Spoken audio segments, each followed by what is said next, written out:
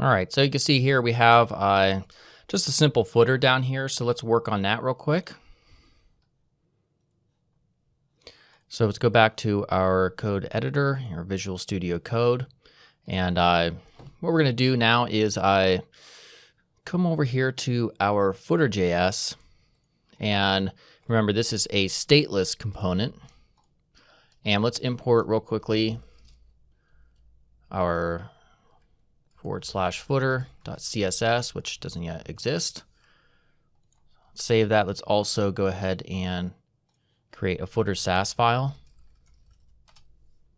All right, so in our Sass file, we don't have much happening. This is all we have happening, just a reference to footer and the icons. So we'll save that. We'll create our CSS file upon saving. All right, so where it says my footer, I'm just going to paste in real quick the HTML that we created in Vue, and I also ran through the process that we covered earlier of replacing the class to class name. All right, so just in here, I'll paste that in like that. We don't have to give it a class name of app or anything like that, so we can delete that and save it. And now our app looks like this. Very cool. So back and home.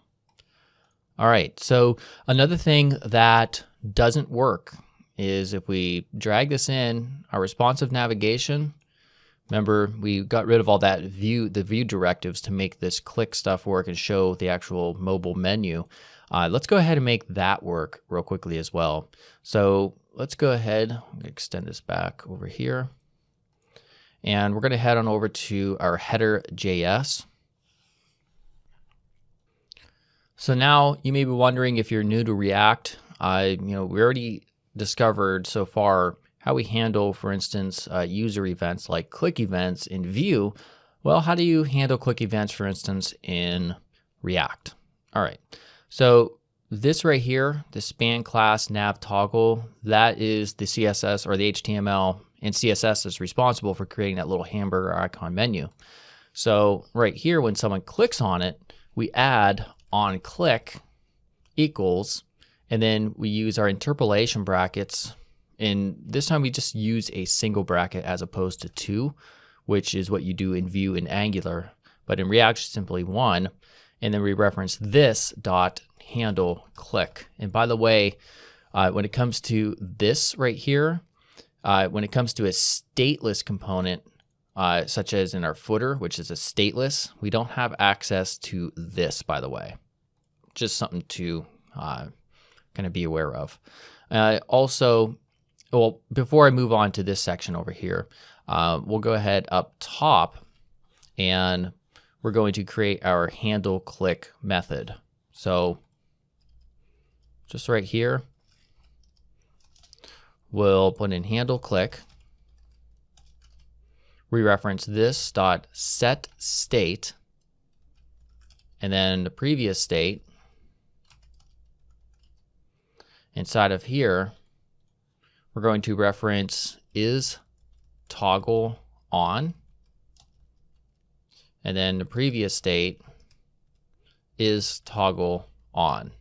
All right, so this is going to toggle back and forth. What we need to do first is work within a constructor up here. We pass in our props or properties. In React, we call them props. We run super props. This dot state equals is toggle on, and we set it to false by default. Then also underneath here, this dot handle click equal this dot handle click dot bind and this. So a lot of probably confusing stuff happening right now. Now I'll explain it momentarily though. Looking at this, make sure everything is good to go. All right, so let's save this. Real quickly, I gotta fix this typo. Now let's save that. And basically what's happening here is on click, it's going to call our handle click method right here. And we're using this.setState, and this is toggling back and forth. It is toggle on from true and false, essentially. And so if we ran it now and we clicked it, nothing would happen. That's because this menu right here, we have to add or attach an isActive class onto it based on when this is clicked. All right, so to do that, just after render right here, we're going to create a property called menu active. So let menu active equals this state dot is toggle on. We're using a ternary operator here, so we add the class is active. Otherwise, simply nothing. All right, so then just over here for our class name, what we do is get rid of this, and we're gonna put them in interpolation brackets. And I'm gonna put in what was just there, which was nav right and nav menu. And then a space, and then end a single quote, and we put menu active that we just declared up top, like that. So now we'll save it. And if you bring your browser in enough to see this mobile navigation, we click it, and there we go. We have access to our stuff down here, our drop-down navigation. All right, so also, if you recalled, if you follow along on the first part, this changes to an X if isActive is added as well. So let's do that. So we'll just come right here. I'm going to copy this just so we have the basic scaffolding right here. Remember, it's called nav toggle. That's the current class name. So we'll just replace all that with nav-toggle and save. So now we'll go back, click on it, and now it changes to our X and it animates like that. Awesome. Okay, so now obviously the one huge eyesore is this home component, and we want to take that and turn it into this section right here. All right, so that'll be the next section.